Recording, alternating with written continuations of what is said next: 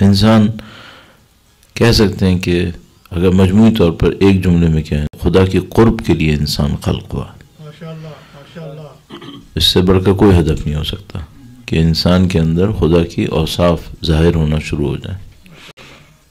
یہ طے شدہ حقیقت ہے، انا للہ و انا الیہ راجعون، کہ اسی کی طرف سب نے پلٹنا ہے.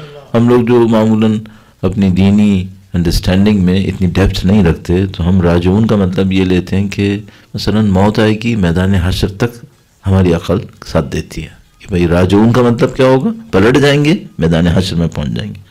وہاں پہ کیوں رک رہے ہیں؟ خدا نے نہیں کہا کہ الی الحشر راجعون، نہیں، اس نے فرمایا انا للہ و انا الیہ راجعون، اس کی طرف پلٹنا ہے. تو آپ میدان حشر پہ مت رکیں، یہ تو آگے تک کہانی جانی ہے. لہذا خدا تعالیٰ فرماتا ہے لَتَرْكَبُنَّ طَبَقًا عَنْ طَبَقٍ، ایک مرحلے سے دوسرے مرحلے گزارتے جاؤ گے تم. تو میدان حشر پہ مت رکیں، جنت پہ بھی نہ رکیں، کیونکہ یہ نہیں ہو سکتا کہ ایک دفعہ جو انسان جنت میں مثال کے طور پر کمال کے خاص درجے پہ داخل ہوا، اب جنت میں اسٹیٹک ہو گیا، اس کو کوئی کمال نصیب نہیں ہو رہا. یہ ہماری دنیا ہے جس کے اندر کسی مزے لینے سے بعض اوقات کمال چلا جاتا ہے. یہ ہماری دنیا ہے. ہماری انڈرسٹینڈنگ میں ڈیپتھ نہیں ہے، دینی انڈرسٹینڈنگ میں. تو ہم لوگ بعض اوقات بہت بڑی کسی حقیقت کی ایک جگہ تک پہنچتے ہیں، اس کے بعد کو ہمارے ذہن میں ہمارا ذہن ساتھ نہیں دیتا. تو انا للہ و انا الیہ راجعون خود خدا ہدف ہے. خود خدا ہدف ہے تو خدا تک تو ظاہر فزیکلی نہیں پہنچا جا سکتا ہے. خدا تک پہنچنے کا صرف ایک راستہ ہے جو اس نے تمام مخلوقات کے لیے کھولا ہوا ہے، وہ یہ کہ مخلوقات اپنی اوصاف کے اندر خدا کے رنگ کو حاصل کرتی چلی جائیں. اور یہ جو رنگ کا لفظ ہے یہ بھی قرآنی ہے، صبغۃ اللہ ومن احسن من اللہ صبغۃ، اللہ کا بے اصطلاح صبغہ رنگ کو کہتے ہیں. صباغ اس بندے کو کہتے ہیں جو رنگ چڑھاتا ہے چیزوں پہ. تو صبغۃ اللہ، اللہ کا رنگ، اور اللہ کے رنگ سے بہتر کون سا رنگ ہوگا. ہاں، یہ اوصاف الہی ہیں. تو یہ قرب ہدف خلقت ہے. اچھا، قرب تک پہنچنے کے لیے جو پروسیس ہے اس کا نام ہے تزکیہ نفس. تو یہ ہدف خلقت ہوا سیکنڈری لیول پر. تو پرائمریلی خود خدا ہدف ہے. خدا تک پہنچنے کا مطلب ہے قرب حاصل کرنا. قرب حاصل کرنے کے لیے جو پروسیس ہے اس کا نام ہے تزکیہ نفس. تزکیہ نفس میں جو کی انگریڈینٹ ہے سو کالڈ، یا اس کا ماسٹر کی ہے، وہ ہے کنٹرول. کسی کے پلے کنٹرول ہوگا تو وہ تزکیہ نفس کرے گا، کیونکہ کنٹرول اگر ہوتا ہے تو ارادہ امپلیمنٹ ہوتا ہے. ورنہ یہ دماغ میں جو تصورات بنے ہوئے ہیں جس کو ہم ایک لیول میں علم کہتے ہیں، اس پہ جنت نہیں ملنی ہے. دماغی تصور میں میرے خدا ہے اور میں خدا کے لیے کچھ کروں نہیں، پھر جنت نہیں ہے. جنت بما یعملون ہے، نہ کہ بما جسٹ یعلمون. جو جانتے ہیں اس پہ جنت ملتی ہے، نہیں کرتے ہیں اس پہ جنت ملتی ہے. تو اب مثال کے طور پہ کسی انسان کے پاس پورا علم عرفان ہے، لیکن وہ ارادہ نہیں ہے، چونکہ وہ کنٹرول نہیں ہے جس سے اس علم عرفان پر عمل کرے، تو اس کے علم عرفان نے سوائے اس کو مشکل میں ڈالنے کے اور کچھ نہیں کرنا ہے، اور مشکل بننی ہے اس کے لیے. تو اب ہمارے پاس خود خدا ہدف ہے، قرب خدا ہدف ہے، تزکیہ نفس ہدف ہے. تزکیہ نفس کے لیے کنٹرول وہ کی انگریڈینٹ ہے. اس کا مطلب یہ ہے کہ آپ کے اور میری کامیابی کا سارا دار و مدار اس پر ہے کہ ہم پہ کنٹرول کتنا ہے، بس. اب وہ کنٹرول آپ کہیں سے بھی لے لیجئے، زبان سے لیں، آنکھوں سے لیں، منہ سے لیں، فکر سے لیں.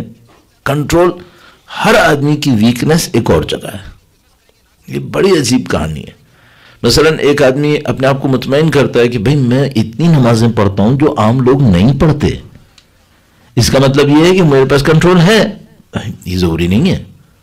ممکن ہے ایک آدمی کا کنٹرول زبان میں نہ ہو رہا ہو، باقی جگہوں پہ کنٹرول کر لیتا ہے. ایک آدمی کا کنٹرول آنکھوں میں نہیں ہے، باقی جگہوں پہ کرتا ہے. بندے خدا عابد ہے، زاہد ہے، سب کچھ ہے، آنکھوں پہ کنٹرول نہیں ہے. یہ مشکل ہے.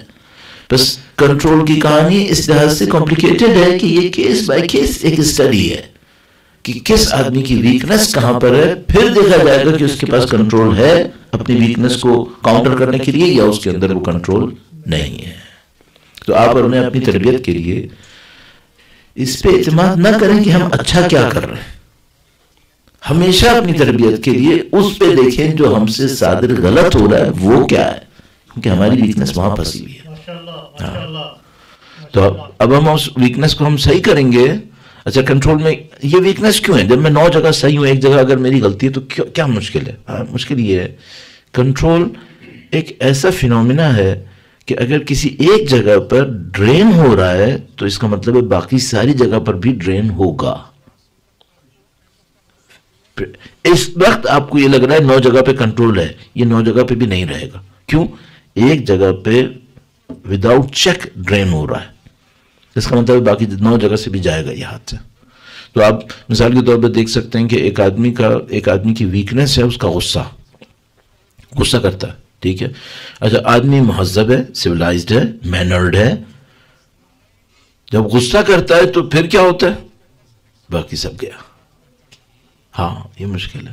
نعوذ باللہ تعالیٰ، صد نعوذ باللہ، کسی آدمی کو ڈرنک کی عادت ہے، جب اس کے اوپر بات آتی ہے پھر نہیں سوچتا اپنا ہے یا کس کا ہے، یہ گیا. پھر یہ پرابلم ہے کنٹرول کے اندر.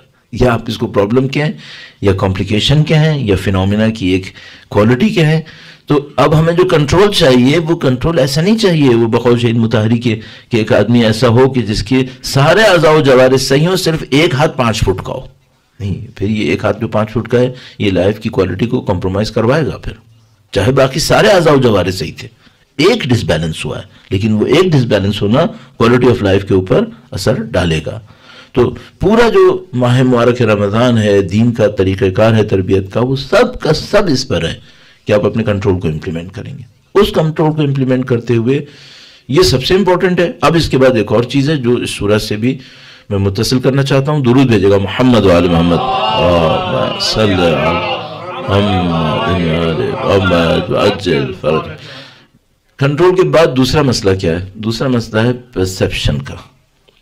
اوور آل پکچر ڈیولپ ہوئی ہے یا ڈیولپ نہیں ہوئی ہے. کیوں؟ یہ میں بہت دفعہ عرض کرتا ہوں، میرے ساتھ بھی ایسا ہی ہوا ہے. جب میں اسکول جاتا تھا، میں ایک پیلے اسکول میں پڑھتا تھا، گورنمنٹ اسکول میں. وہاں پر ہمیں یہ پتا ہوتا تھا کہ ہم نے ہر صبح آنا ہے، بیگ لے کے آنا ہے، کتابیں لے کے آنی ہیں، کاپیاں لے کر آنی ہیں، پینسل پین ہوگا اس کے اندر، سب کچھ. خود ایجوکیشن کا ہدف کیا ہے؟ یہ میرے خیال میں ہم تنہا نہیں تھے جس کو نہیں پتا تھا، شاید ٹیچرز کو بھی نہیں پتا ہوگا میرا خیال ہے، اور زیادہ تر آج کل یونیورسٹیز میں بھی نہیں پتا ہوتا. اوور آل پکچر کلیئر نہیں ہے، یہ پرابلم ہے. اتفاقاً آج ہی میں ایک کراچی کی ایک مشہور یونیورسٹی کے پرنسپل ہیں، ان کا ایک انٹرویو ایک جگہ پہ پڑھ رہا تھا. انہوں نے بہت اچھا پوائنٹ آؤٹ کیا، وہ یہ کہ ہمارے پاس انڈر گریجویٹ لیول کے اوپر یہ کلیئر نہیں ہے کہ ہم نے بچے کو بنانا کیا ہے. ہم لوگ انڈر گریجویٹ کے لیول پر، خیر وہ تو انہوں نے تکلفاً انڈر گریجویٹ کہہ دیا، میرا خیال انہوں نے کہا کہ مثلا ہم لوگوں کی ذہن میں یہ ہے کہ ہم نے صرف کچھ کیش کراپس ہیں جن میں بچوں کو دھکیلنا ہے، دیٹس اٹ، اور اس دوران میں یونیورسٹی کے اونرز نے کمانا. اس سے زیادہ اور کوئی ہدف نہیں ہے. اب میں اس کو دینداری میں لے آتا ہوں. ہم دینداروں کا زیادہ تر ہدف کیا ہے؟ یہاں پہ کوئی ثواب کا کیلکولیٹر چل رہا ہے اور ان میں سے ایک کیلکولیٹر میرے ہاتھ میں ہے اور ایک کیلکولیٹر اللہ کے ہاتھ میں ہے. کیا ہو رہا ہے یہاں پہ؟ کوئی نیومیریکل ثواب ہیں جو بڑھ رہے ہیں؟ نہیں، جو کچھ بھی ہے صرف ایک جگہ ٹرانسلیٹ ہو رہا ہے، وہ کیا؟ قربتاً الی اللہ. اس کے علاوہ کچھ نہیں ہے. تو مثال کے طور پر بات میں نے کہاں سے شروع کی تھی اور کہاں تک آ گئی؟ بات میں یہ عرض کر رہا تھا، ہماری دنیا کے اندر ایک آدمی کوئی مزہ لیتا ہے، اس پہ کچھ کمپرومائز ہو جاتا ہے. تو مثال کے طور پر مزہ تو مل گیا لیکن اللہ کا قرب چھن گیا، یہ ہو سکتا ہے. اچھا، جب جنت میں خدا بھیجے اور وہاں پہ کہے کہ تمہیں وہاں بہت مزہ آئے گا، تو میں ایک بات پوچھنا چاہتا ہوں، وہ مزہ آئے گا جس میں قرب بڑھے گا یا وہ مزہ آئے گا جس میں قرب کا کوئی کوشچن نہیں ہے؟ یہ ہو ہی نہیں سکتا کہ اللہ کے پلان میں ایک چیز میرے لیے کنوینئنس لائے اور کمال نہ لائے. یہ نہیں ہو سکتا. ہاں اس دنیا میں ہو سکتا ہے میری جہالت کی وجہ سے، کہ میں سمجھ رہا ہوں یہ چیز میرے لیے کنوینئنس ہے، یہ چیز مجھے مزہ دے گی، اور در حقیقت وہ نقصان دہ ہوگی میرے کمال کے لیے. وَعَسَىٰ أَن تُحِبُّوا شَيْئًا وَهُوَ شَرٌّ لَكُمْ، شاید تمہیں کوئی چیز اچھی لگے وہ جو تمہارے لیے بری ہو. یہ اس دنیا میں پاسبل ہے، لیکن جیسے اب اس دنیا سے نکلتے ہیں، آپ برزخ میں آئے، محشر میں آئے، فصل صراط، جنت جہنم، اب وہاں پر کوئی چیز ٹکراؤ میں نہیں آ سکتی، کیونکہ وہ لمٹ ختم ہو گئی جو ٹکراؤ کا سبب تھی، یعنی میٹیریلزم اور میٹر. تو وہاں پہ اگر مثال کے طور پر خدا متعالی فرماتا ہے فیہ ما تشتہی الانفس وتلذ الاعین، اس میں وہ کچھ ہے جس کی تمہیں خواہش ہوگی، جس سے تمہیں آنکھوں کو ٹھنڈک ملے گی. اب سوال یہ کہ صرف ٹھنڈک ملے گی، مزے آئیں گے، پیٹ بھرے گا، کمال ملے گا نہیں ملے گا؟ یہ خدا کے نظام میں پاسبل نہیں کہ کمال نہ ملے. تو اب جتنا جنت میں مزے لیں گے در حقیقت کمال کی سمت بڑھنا. اب میں کہتے کہتے رک گیا کہ مزے لیں گے وہ کمال کی سمت بڑھائے گا، یہ اصل میں کمال کی سمت بڑھنے ہی کا مزہ ہوگا. اس کے علاوہ گوشت کہاں مزہ دیتا ہے آقا بہجت کو؟ تو جس گوشت اور انگور اور انار نے ان کو یہاں مزہ نہیں دیا وہ وہاں کہاں دے گا؟ در حقیقت یہ قرب حاصل کرنے کے مزے ہیں جس کو خدا تعالی فروٹ اور گوشت میں اور نہروں میں دکھا رہا ہے، چونکہ ہم اس سے زیادہ مزے کا تصور ہی نہیں کر پاتے. یا حور عین میں دکھاتا ہے خدا، کوئی قرب ہے جس کا ایک مزہ ہے.